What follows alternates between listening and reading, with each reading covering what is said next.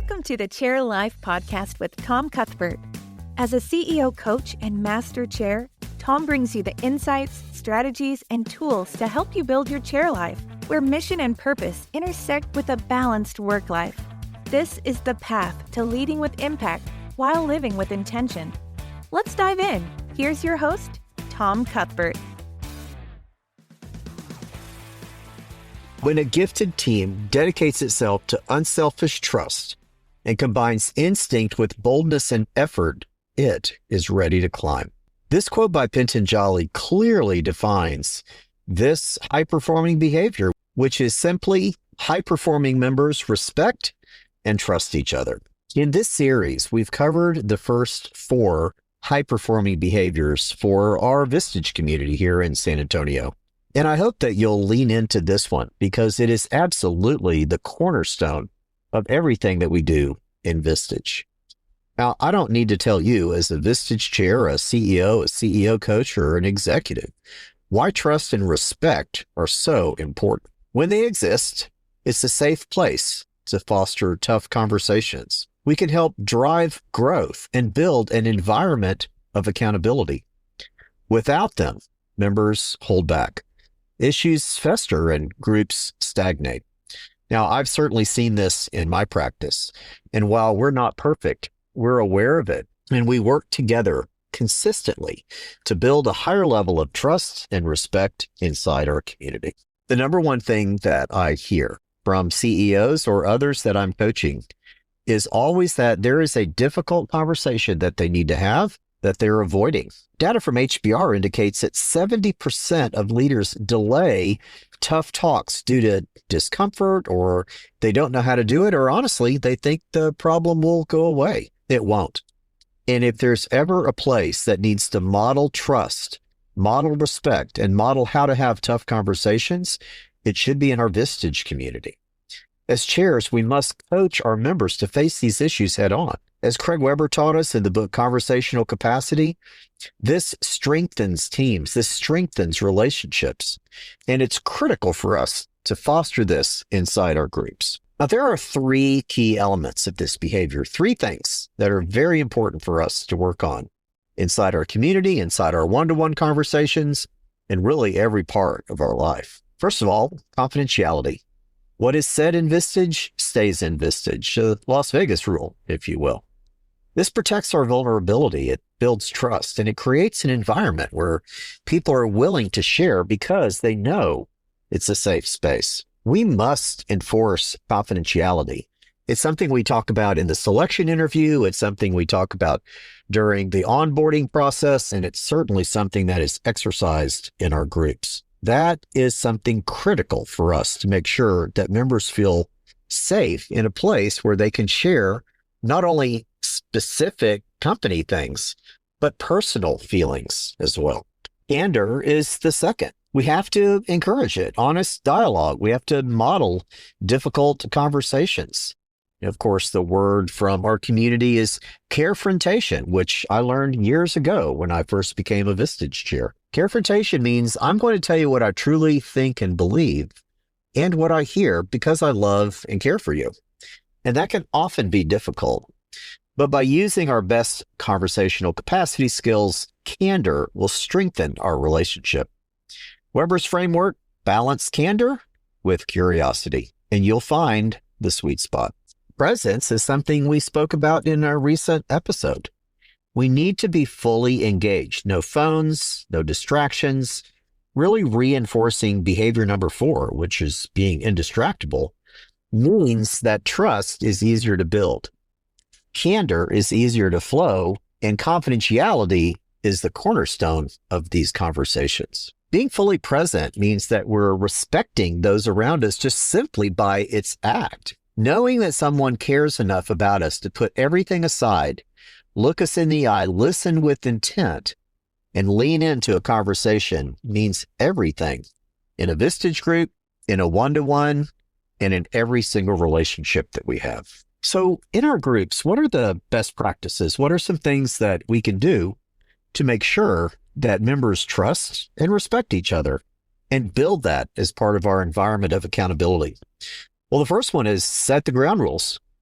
Not only in a confidentiality pledge that members sign, we have member commitments that people sign at the beginning of their Vistage journey, but we also are modeling it by reinforcing it on placemats, talking to them about our high-performing behaviors, and discussing it at the beginning of a meeting. Particularly meetings where we might have a guest from the outside. We reinforce it with them. With new members coming in, I always ask the member to reinforce their commitment to confidentiality in the group. This reinforces the ability to be candid and honest with each other, recognizing that this is a safe place. Ground rules is number one. Number two, have tough talks. Don't lean out. Instead, lean in. Leverage the book Leadership and Self-Deception and the work from the Arbinger Institute. This is built on respect and trust with others, and is a fantastic resource for us. We'll put links to both Weber's book and the Arbinger Institute's books in the show notes. Facilitating tough talks, staying curious, avoiding defensiveness, asking questions, leaning in, paying attention, all of these things help demonstrate and model how to have an environment of accountability and openness and candor. Modeling this behavior as a chair by not leaning out, but instead leaning in on challenging our members, pushing them to achieve more than they imagine possible, addressing a member's disengagement when they're missing meetings, when they're on their phone, when they're not engaged with others. Doing this with love and care and candor in front of the group is the responsibility that we have as a chair. And I'm like you. I don't like to do it. Sometimes I worry that the members will get mad at me. But at the end of the day, it's our job. The last best practice is check-ins. During a check-in, we want members to speak freely, honestly, and openly about what they're thinking and feeling. Their personal check-in will help us understand where they truly are. It gives the group a sense of how this person is doing as a human being, not just as a CEO. Just on a personal note for me, early on as a chair, I saw members skirting issues. I saw them avoiding conflict. I knew from my one-to-one conversations with them that there were things going on in their lives that they were unwilling to share inside the group. And I pointed no fingers other than the one at myself. We as chairs have to lean in. We have to be authentic, honest, and open with them. We need to be the one that is bringing this out and creates this environment so that others feel comfortable with each other. When we do that, trust will soar and the groups will thrive. Craig Weber was one of the very first Vistage speakers that I had, and we had him at retreat out in California.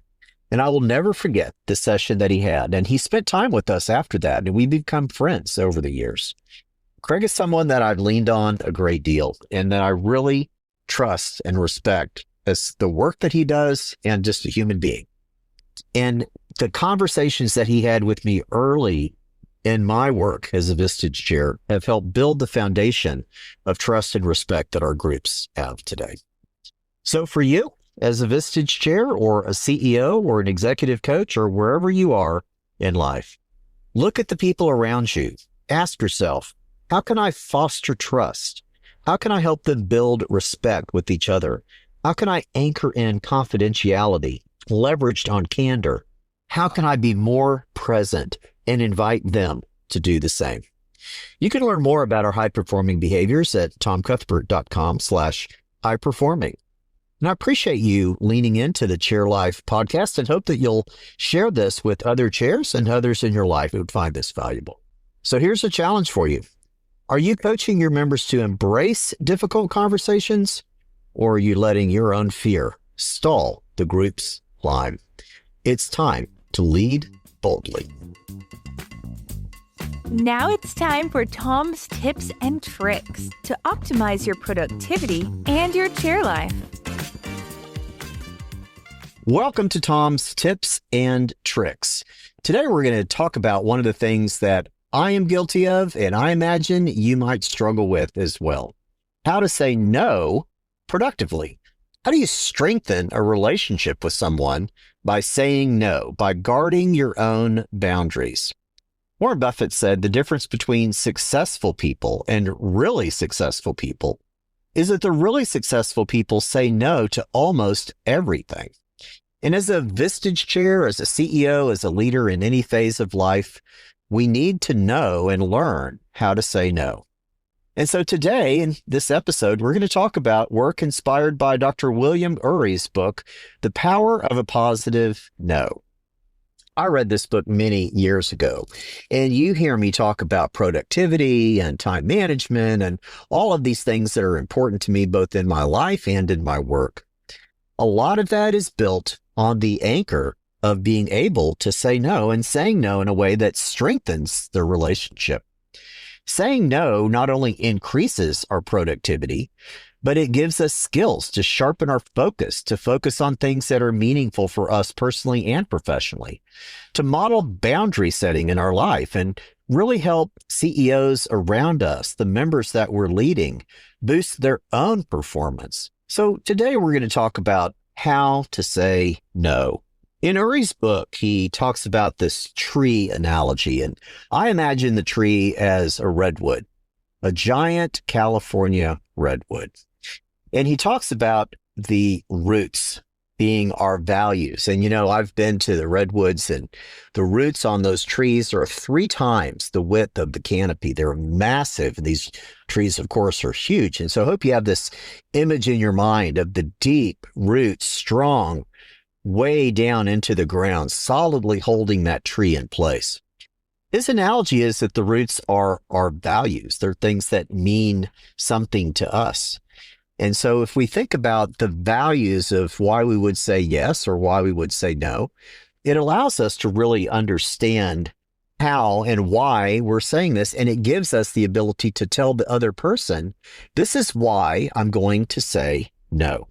The trunk are our priorities. These are the things in our life that we need to have a firm no for. So just like the firm, upstanding tree that redwood's not going to bend in the wind, we need to learn to say no and say it with strength in a way that is crystal clear and at the same time aligns with our values and our own purpose. And then there's the canopy. The canopy are options. There are things that someone might be able to do other than ask you for this help.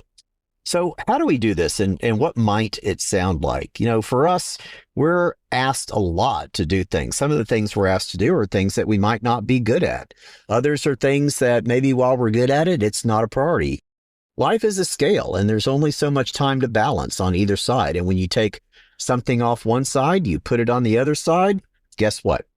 It takes it away from that other side. And so for us, if you're looking at taking time away from family, taking time away from members, taking time away from other things that are important to you, you really have to think that through before you say yes.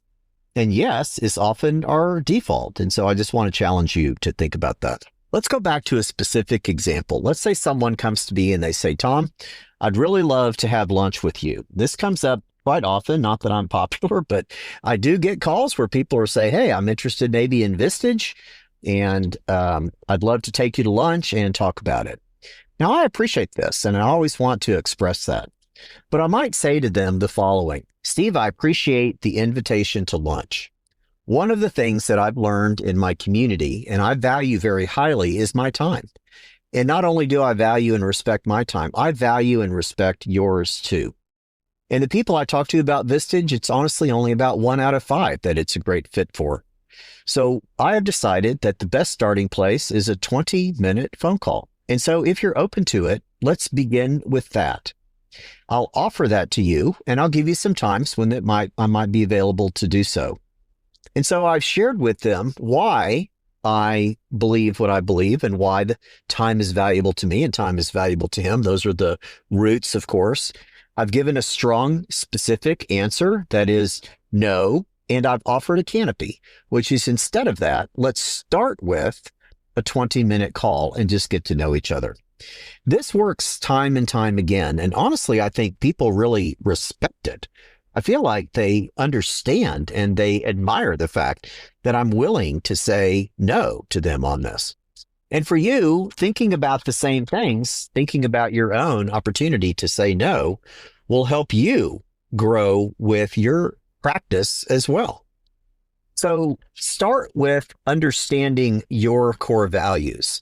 what is important to you, who is important to you, and even force ranking, as I do, the people around me in my life that are most important to me.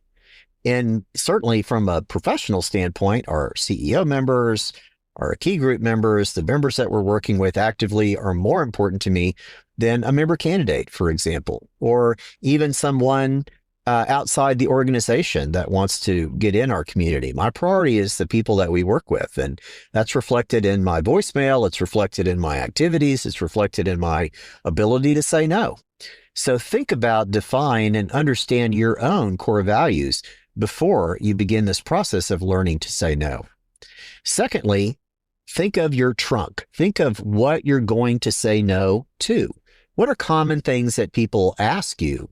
And think about what you've said yes to that you wished you had said no to.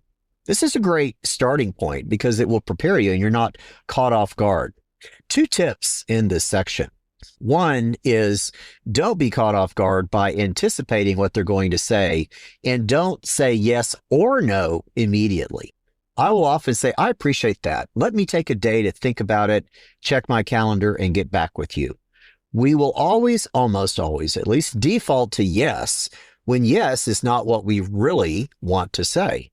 So by taking a little time here and pausing for, even if it's for a couple of minutes or by end of day or by tomorrow, gives you the time to really think it through and align it with your core values. Think about what side of the scale this event falls on, and then come back with a specific response. Now, with that response, I've also worked out how I say it. And I've come up with my own specific phrase that I say, and it's going to sound silly to you, but I say almost the exact same thing every time. We have to be clear. We have to be specific. We have to be decisive in this moment. If you leave a lot of wiggle room, some people will try to talk you in and out of your decision. So what I say is, I am going to say no. That's it. I'm going to say no, period. And so I say no. And then I move to the canopy. Now, your canopy, if you think about it, can be a different time.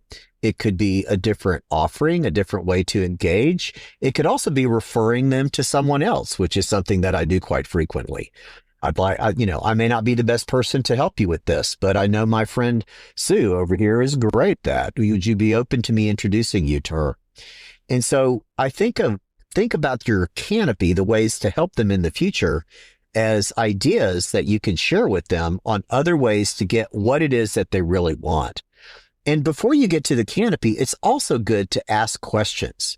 So you're asking me for this. What's behind that? What are you asking for me? What is the problem that you're trying to solve? And use our question techniques to really uncover what it is that they're really trying to do. So we can offer something to them with the canopy approach that will help them solve that problem. Last thought for you on this, it takes practice. It's not easy to say no, and it's certainly not easy to say no to people that you really honestly care about and want to help. But if we do say yes consistently, we will find that we're taking something from one side of the scale to the other. And oftentimes, and it's been this case in my life as well, that costs relationships with family, relationships with those that we love and care for, stress on ourselves, lack of health and wellness for ourselves, a number of things that in the long run cost more than just simply learning and leaning in to say no. I highly recommend the book, Power of a Positive No. Put a link in the show notes for that book. And so here's my challenge to you. Understand your roots and values. Come up with your own phrase to say no and practice saying it, and develop a list and ideas of a canopy, suggestions that you can give them to help them achieve what it is that they're looking at for you. By doing this, you'll recapture time. You'll reduce your stress. And if you do it well, you'll strengthen those relationships. I hope this has been helpful. So go say no, give it a shot, and let me know how it works out. See you next time. Thanks for listening to the ChairLife podcast.